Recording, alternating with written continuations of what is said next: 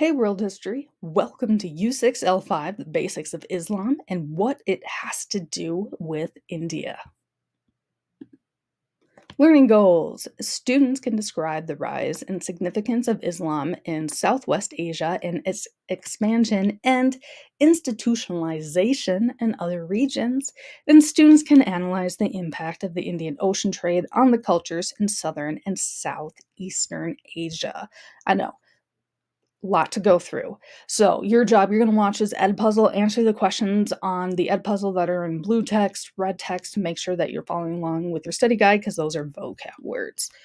So wait, Miss Corey, why are we learning about Islam now? I mean, this is like the India unit. Isn't Islam mostly like started in like the Middle East? Yeah, that is a good point.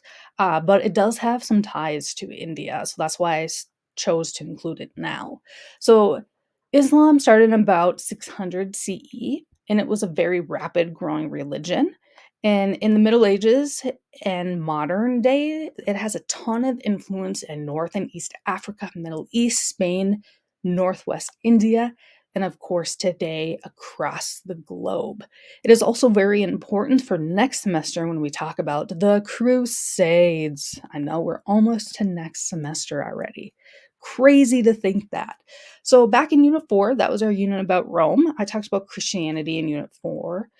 So, like I said back then, I will stick with teaching how Islam came about, basic beliefs, and historical facts. I am not here to influence you or to tell you what is right or wrong.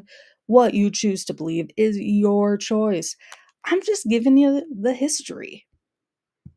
So, we saw this slide before. So, way back in Unit 2, we talked about Judaism and how that started about 2000 BCE, varying on what source you use. It's monotheistic. It has important messenger being Abraham because he was considered the first Jew. It has holy texts such as the Hebrew Bible, which includes the Torah. And the Christian Old Testament and Hebrew Bible have a majority of the same text. So from Judaism came Christianity. So Christianity started about 33 CE after Jesus' death. The main messenger and Messiah was Jesus, who was raised Jewish, and beliefs in other prophets, so people who spread the word of God, including Abraham. And the holy text is the Bible, which includes the Old and the New Testaments. So it is important to note that Jews and Christians believe in the same God, and these are both considered Abrahamic religions. All right, you ready to add on? Yes, that's right. We're going to add on to this.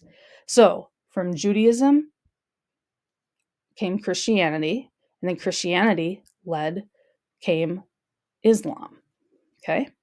So, we'll talk all about Islam today, but here's just a very brief overview. So, it started about 610 CE, with Muhammad being the prophet, had a revelation from God. And the main prophet is Muhammad, and he is believed to be the final prophet from God.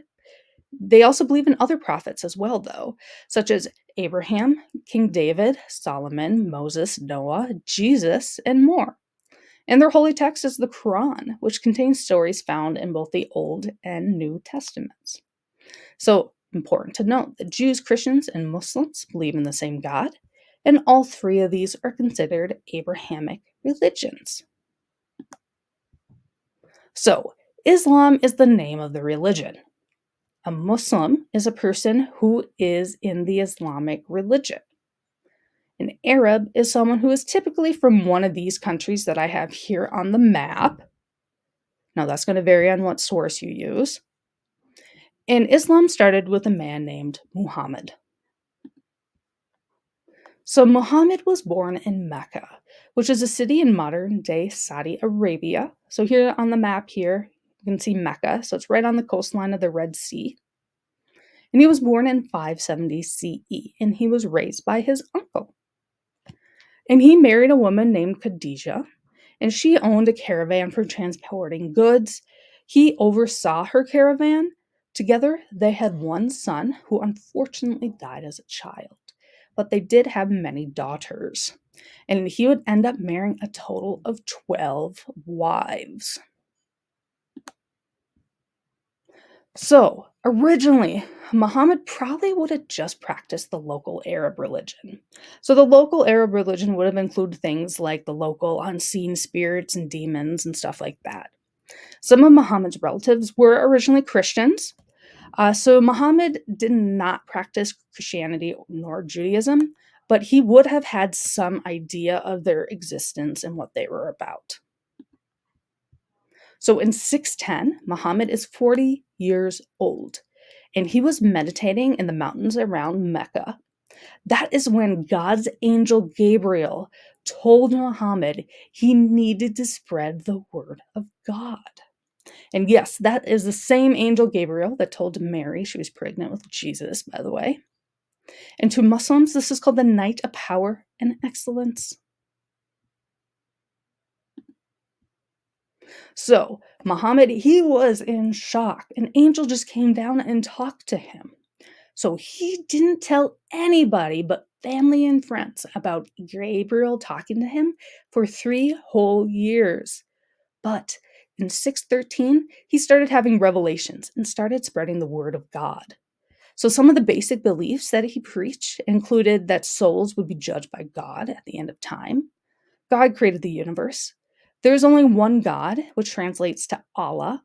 But again, it is the same God as Jews and Christians believe. So it is also a monotheistic religion. And also the belief in prophets and that Muhammad would be the final of the prophets. And the belief in angels. So at first, there were very few followers of Muhammad. Muhammad would just preach in his hometown of Mecca, but the Mecca authorities really did not like him preaching because those authorities believed in the local polytheistic religion. So they didn't really appreciate this new religion that he was trying to spread. So Muhammad did start getting some followers. Most of those followers were actually Jews and Christians. And I'll tell you why. So, Jews and Christians typically liked Muhammad's teachings because they were typically not written. So, you have to think back to the time period. So, in the 600s, there was really no need for reading and writing if you were just a common folk. So, it had very low literacy rates. So, if you were a Jew or a Christian, and you wanted to learn more about your religion, you would have to read the Torah or the Bible. But of course, you couldn't really do that because, well, you can't read. So these people really liked Muhammad's teachings because they were spoken to them. It was coming right from Muhammad's mouth. Also, it was very similar in some of the same teachings as what Judaism and Christianity already was. So it was all pretty familiar to these people. And again, it came right from Prophet Muhammad. It wasn't passed down from generation to generation by word of mouth. It was coming directly from the Prophet himself. So Muhammad was kicked out of Mecca by authorities. So he and his followers went to Medina, which is another city, in 622. It is also located in modern day Saudi Arabia. So on this map right here, here's Mecca, here's Medina, straight north. It is 280 miles between these two cities. And as they traveled from city to city, they spread Islamic word as they went. So Muhammad's travel from Mecca to Medina is called the Hijra, and it marks year number 1 in the Islamic calendar. All right, so we could sit here all day talking about kind of the beginning histories of Islam. So I'm going to kind of condense it a little bit. So, long story short, of how Muslims became a conquering religion in the Middle East was because Muhammad and the Muslims were really mad at Mecca for kicking them out. So, Muslims then would battle Mecca in a series of battles. The Muslims would eventually win. They would take over Mecca and Medina, and then they started their own government, and then they just kept on conquering more and more and more and more and more land, even after Muhammad dies. So Muhammad died in 632 due to illness or fever. Within 24 hours, there was a new leader of Islam chosen, and that was this dude called Abu Bakr, and he was one of Muhammad's friends. Abu Bakr gained the title Khalifa, or successor. In English, we call that a caliph. And he continued on Muhammad's teachings, and he also helped establish the writing of the holy text of the Quran. So here are the 5 pillars of Islam. So these are the 5 main heart and soul rules of Islam. So the first one is there is only one God. Muhammad is his messenger. 2, pray 5 times a day. 3, fasting during Ramadan. 4, paying alms, which means giving food or money to the poor. 5, make a pilgrimage once in their lifetime to Mecca. A pilgrimage is a religious journey. So today, too, Muslims are supposed to pray 5 times a day towards the city of Mecca. Why Mecca? Is because that is Muhammad's home city, and it's also where Muhammad had his message from Gabriel. There's also this tool called a Qibla, and that is a compass that always points in the direction of Mecca. So no matter where you are in the world, the Muslims who want to pray, they can always find the direction of Mecca. There's also now with technology, there's websites and apps that they can also use as well. And then Google even gives out a calendar of what times each day someone is supposed to pray. This is from 2023, by the way. So the Quran is their holy text. So it is written by the people who heard Muhammad's teachings. It was not written by Muhammad himself. The reason for that is because he was illiterate, meaning he could not write. So it includes all the teachings that Muhammad heard from the angel Gabriel during his multiple revelations. So revelations are like the learnings and the teachings that angel Gabriel gave him. And Muhammad had with him from 610 to 632 CE. A lot of the stories are going to be very similar to the Torah and the Bible, but there might be some details that might slightly differ. The Quran includes Muhammad's night journey, which is this very important part on it. To kind of put it simply, is when he was divinely transported from Mecca to Jerusalem to heaven, where he was then in the presence of God. So here is a more zoomed in picture of what a Quran looks like. So it's a book, of course. It's their holy text. And as you can see that this one is very intricately decorated.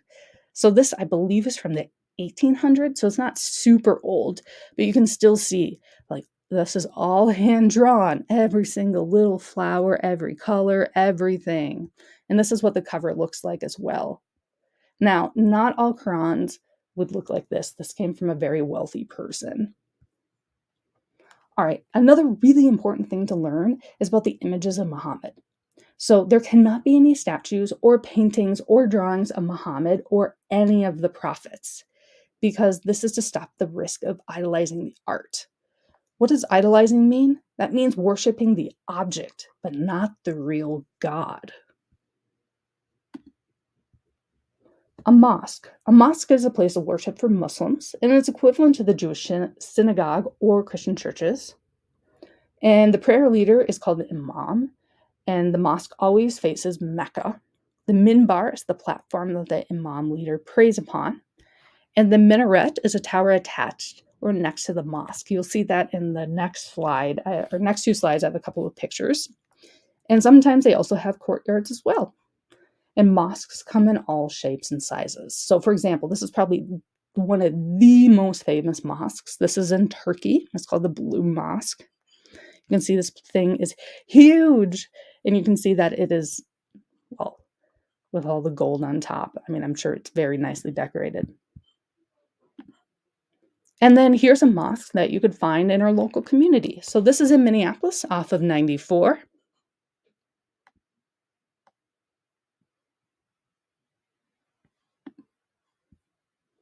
All right, then the Hajj.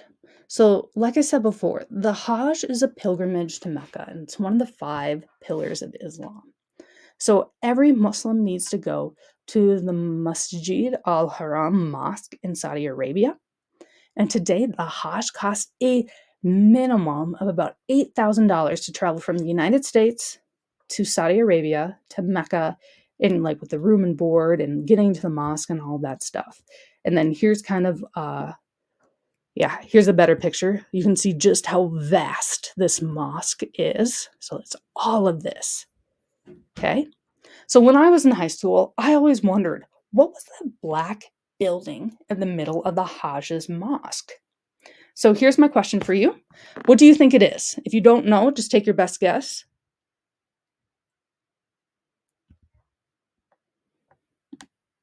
So that black building in the middle is called a Kaaba and is believed to be where Allah or God has his earthly home. And there's a door so people can go inside, but only high up Imam can go in. And this is what really Muslims are praying to 5 times a day. So here's a picture of what the inside looks like.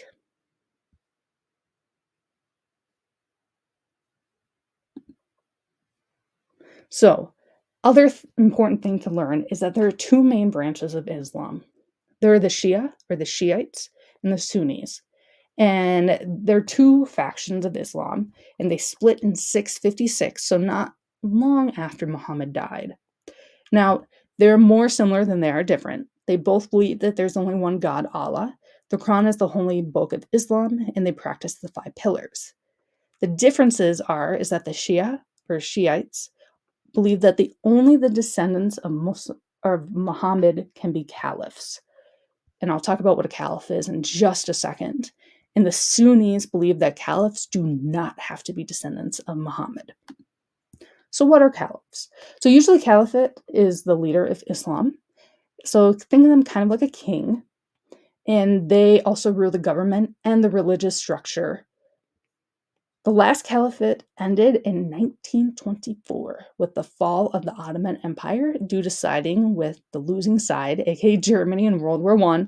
So the Ottoman Empire and Germany were allies.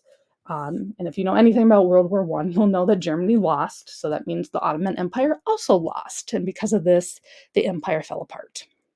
Today, there is no one ruler of Islam. It's mostly local rulers and different rulers of Sunni and Shiite religions. Imam are leaders because they're experts on Islamic law as well.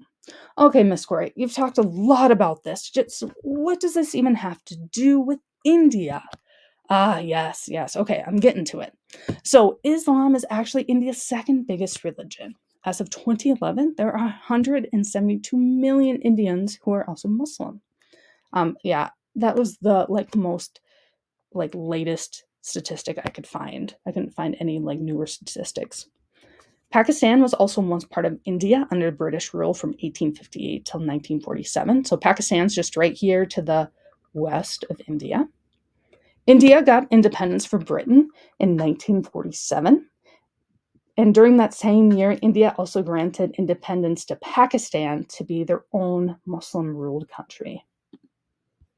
All right, I'm getting a little ahead of myself because now we're talking about 1900 stuff. So let's go back to the Middle Ages real quick. So we talked about this last unit, the Mongol Empire. Remember those guys? So the Mongol Empire fell in the 1300s. New countries needed to dominate trade. And the Silk Road was super important for getting those goods from China to Europe. The Indian Ocean was also important for goods from China, India, Africa, and to the Mediterranean Europe. So make sure you pay attention to these next slides because they are very important for the Unit 6 summative. Because if you don't pay attention to these, you probably will get some points knocked off because it happens every year. All right, so we've seen this map before. This is a map of the Silk Roads going from the Mediterranean Sea all the way to China. And then you can also see the ocean as well. So who do you think is going to be ruling a lot of the Middle East where the Silk Road, both land and sea, goes through?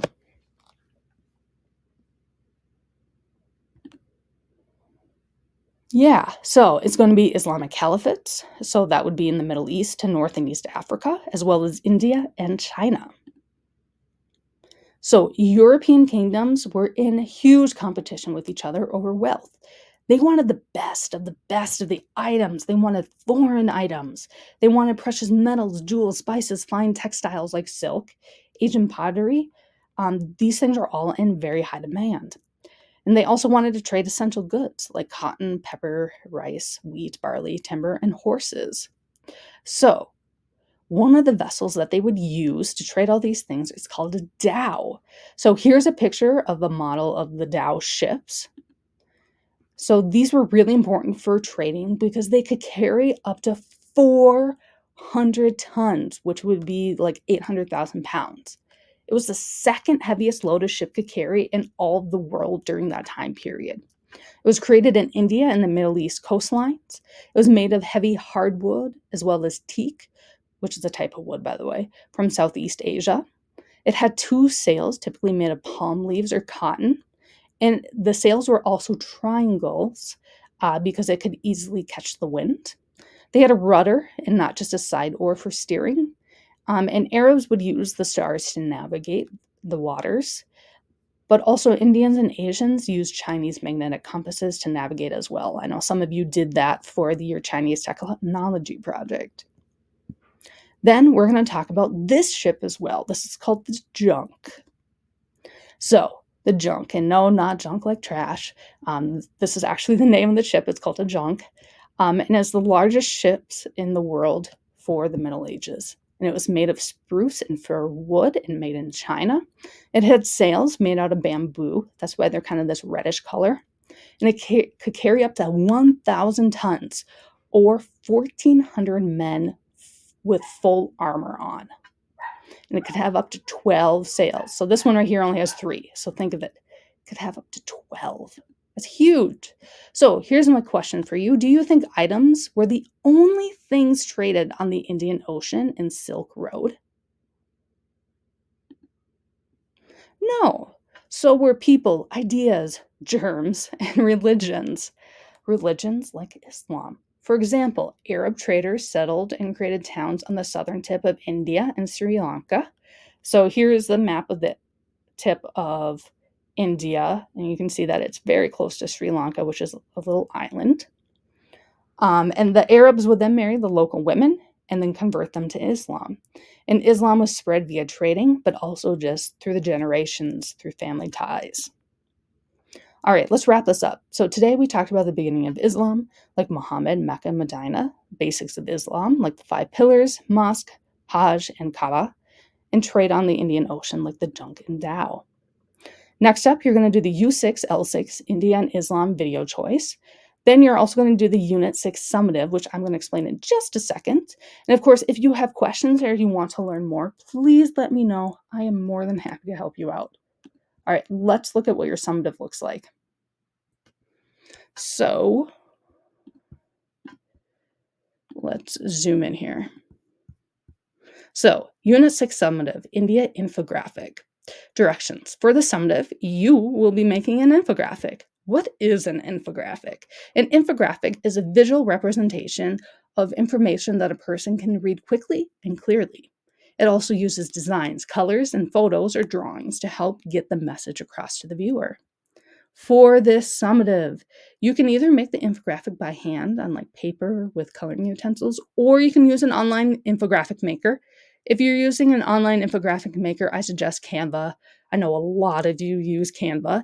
If not, Pictochart is one too. But if you have another website you want to use, that's fine, as long as it makes it pretty. If you are unsure how to use either of these, Pictochart or Canva, you can watch this video that I have right here of how to use Pictochart, or if you need help using Canva, let me know. I can help you out. And if you want more examples of everyday infographics, you can click here, and then I'll take you just some generic infographic examples. So all infographics are made for a special audience/viewer. So pretend your audience for this infographic will be for 8th grade students who want to learn more about ancient and Middle Age India. Here's the prompt for your infographic. What does an 8th grader need to know about ancient and Middle Age India? Here's what you will need to include in your infographic. 1. Simple language and or explanations for foreign or complex words. Remember, it needs to be so like an 8th grader could understand it. So no paragraphs, shortened sentences or phrases only. It must also use 5 vocab words from Unit 6. And you can't just slap the words in there. You need to tell me the pieces of information about each of the vocab words. And here's your link to all of the vocab words from this unit. 3. Explanation of Buddhism. 4, explanation of Hinduism. 5, explanation of Islam and its connection to India. So that's why those last slides that we just went through are so important. And then at least 3 images relating to information in your infographic. They can be hand-drawn or from the internet. At the bottom of each picture you took from the internet, make sure that you write the website you got it from and a small description of what the image is of. Like I've said before, like in the, oh my gosh, in the Egypt project, Met Museum is where I like to get a lot of my images, but you can get them from other sources. A lot of you, or not a lot of you, some of you did this back in the Egypt project where like at the bottom of your pictures, you would just say Google. So Google is a search engine. It's not actually the website that you get images from. So click into the image itself and that will take you to the website where the image is actually from. That was just a few of you, by the way. Most of you didn't do that. Also, eye-appealing color design that flows throughout the infographic. So I just don't want black, white, and gray. I want to see some colors. Also, no outside resources besides for pictures can be used for the summative. All information needs to come from the Unit 6 lessons. Below is an example of an infographic I did about ancient and Middle Age China and Japan. Remember, you were doing one about India. I just did mine about China and Japan, so you couldn't copy and paste if I did one about India. So I'll just kind of scroll past it. You can certainly go look at the instructions yourself and go take a look at all of this. So I left this summative a little bit open-ended so you can be creative and show me what you know in an artistic style. Here's the link to the rubric as well. Upload your picture image file of your infographic to the Unit 6 summative Dropbox once you're done. As always, let your teacher know if you have any questions. This will be due Sunday, December, hold on, that's not right. It's 15th at midnight. All right, let me know if you have questions. Bye.